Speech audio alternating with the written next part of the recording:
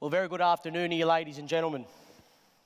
It's an absolute privilege and an honour to be here and to speak in front of my colleagues, peers, superstars in this industry, and my family.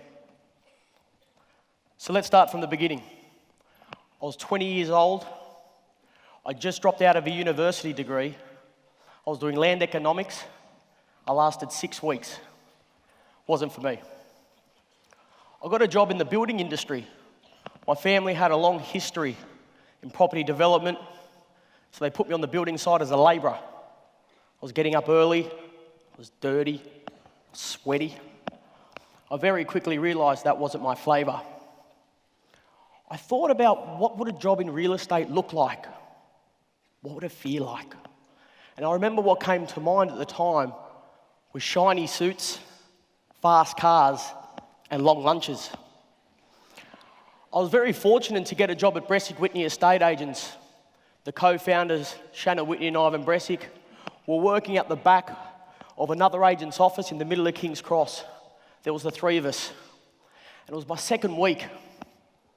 I had no database, I had no experience, and I had no listings. I went to Shannon and Ivan and said, what do I need to do to have a robust real estate career? What do I need to do to be successful? Their advice was simple. It was direct and it was clear. It was buyer work. It was product knowledge and it was prospecting. It was buyer work, it was product knowledge and it was prospecting. From day one, our focus was on buyers. Buyers, look after buyers, service buyers. They will become sellers. That's where you'll get your listings. So I thought about what they said and I implemented it into my practice, into my routine. And what I realised, ladies and gentlemen, is I was actually building trust and I was not looking for transactions. Because when you have trust, you have everything. 15 years later, when people ask me, what is prospecting all about? 3 things come to mind. It's process, it's persistence, and it's passion. Let me say it again. It's process, it's persistence, and it's passion. Process. How do you build a high-quality database? Quickly and effectively. Persistence. How do you stay in touch with your database frequently with really relevant and up-to-date information? And passion. How do you remain at the top of your core market for over a decade? Because in this industry, it's not about making it. It's about maintaining it. So let's break this down even further. Process. How do you build a database quickly and effectively? There's 2 parts. Hyper buyer work, hyper product knowledge. Buyer work and product knowledge. I knew I had to be speaking to a large number of people in order to build a database of high quality. There was no way I was going to be able to speak to that many owners or sellers at that time in my career to build a database, so I had to speak with buyers. Shannon and Ivan always said, focus on buyers. But before I could speak to buyers, I had to know what I was going to talk to them about. So I went out and I looked at every listing, or 90% of listings in my core market. And at the time it was Redfern, it was Surrey Hills, and it was Darlinghurst. And I went to 90% of all the inspections, my company and my competitors. The reason I did this, I had to have a think about what type of service, what type of customer experience did I want to give the buyers I was speaking to. Think about it like this. Imagine you went into a travel agency. You sat down with the agent and you asked about a holiday to Spain. That travel agent had never been to Spain. She'd seen some photos online. She read some copy in a magazine. You walked out, you went to the next travel agent, sat down, same question. But that travel agent had been to Spain. She's seen the sunrise, she saw the sunset, she spoke to the people, she felt it. 2 similar situations, 2 totally different customer experiences. I knew what type of experience and what type of service I wanted to give the buyers I was speaking to. So I went out and I looked at 90% of all the listings.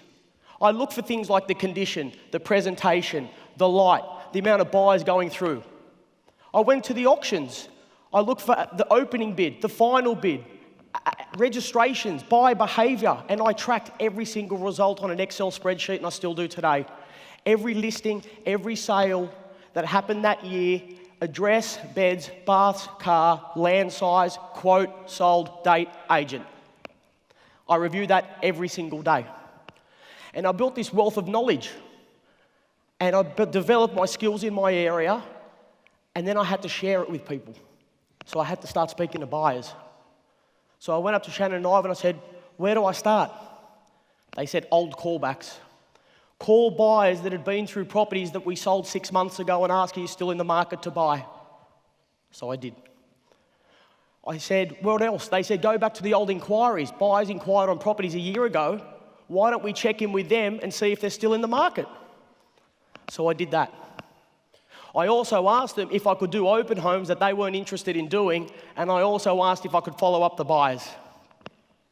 I was speaking to over 100 buyers a week, and what I realised was not every buyer required the same level of communication or information as the next.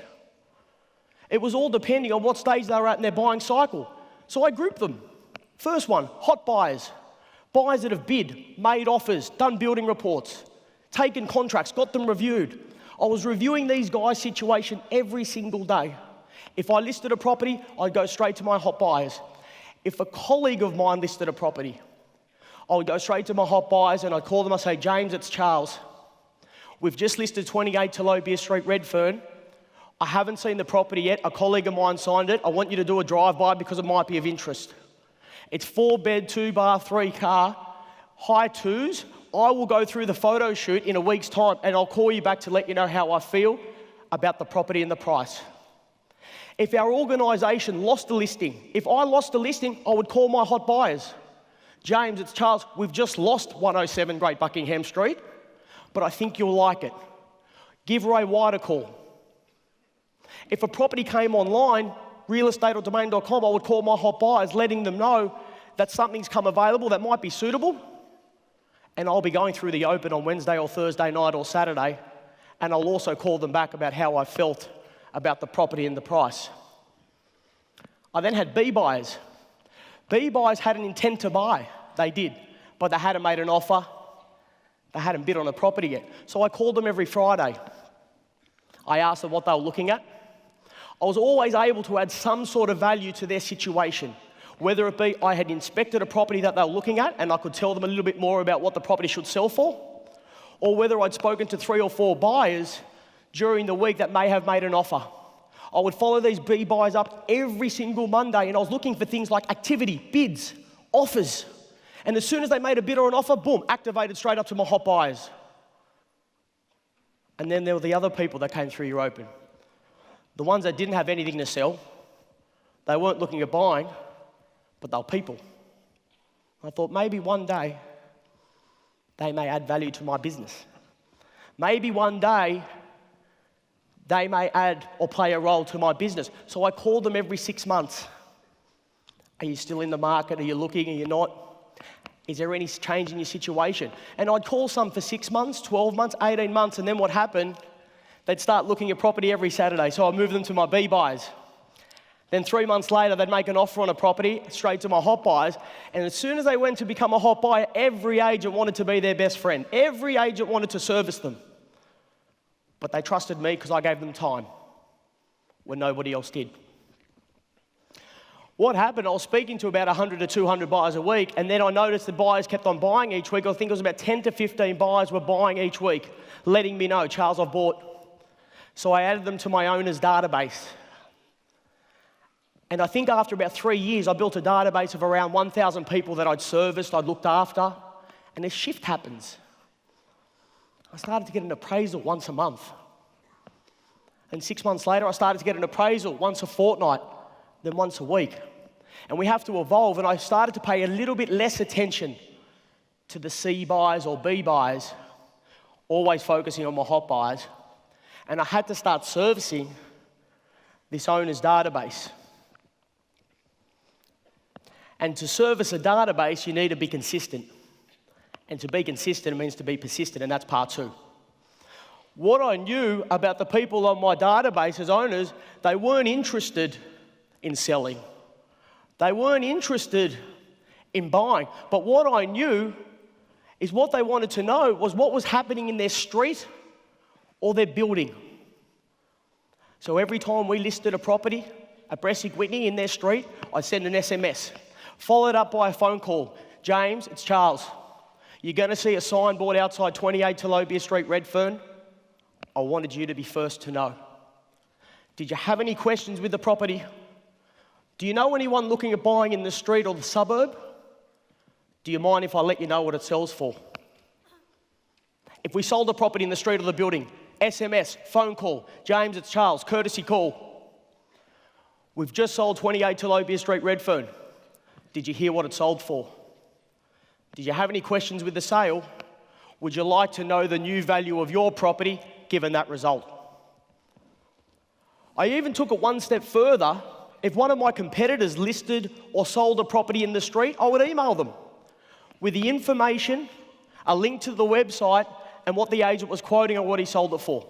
And I would call these guys once a year, religiously, every October and November, to give them a quick 30-second forecast of what I was predicting or forecasting to happen in the real estate market for the next 12 months.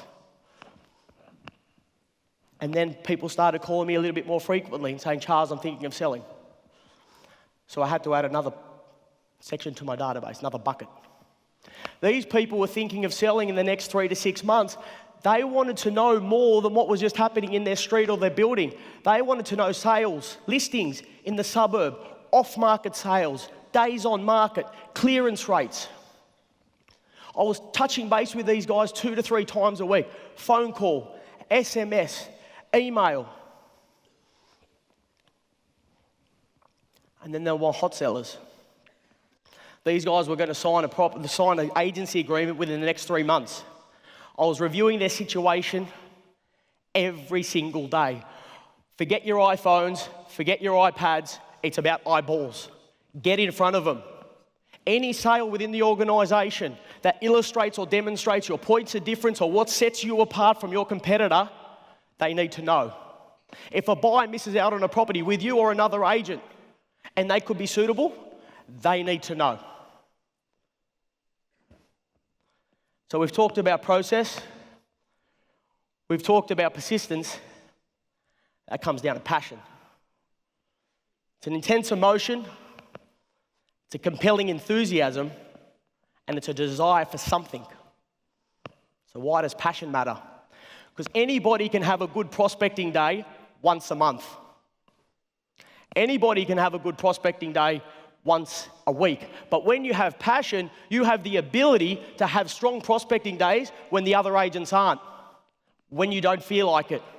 Or you know that week where you lost 3 listings? It brings energy to your game. You must think about prospecting like a sport.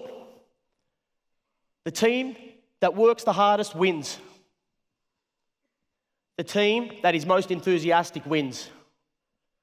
The team that's most energetic wins, and the team that is most disciplined wins. Let's talk about that. Hard work, energy, discipline. None require a skill or an education. They come from within. 95% of the phone calls I make, Charles, I'm okay, I'm not interested, but I'm one step closer to getting a yes. Make people feel important. Make them feel special. Get them excited about real estate. And every time you pick up the phone and make a prospecting call, focus on one thing. That's building trust. Don't focus on transaction. Thank you.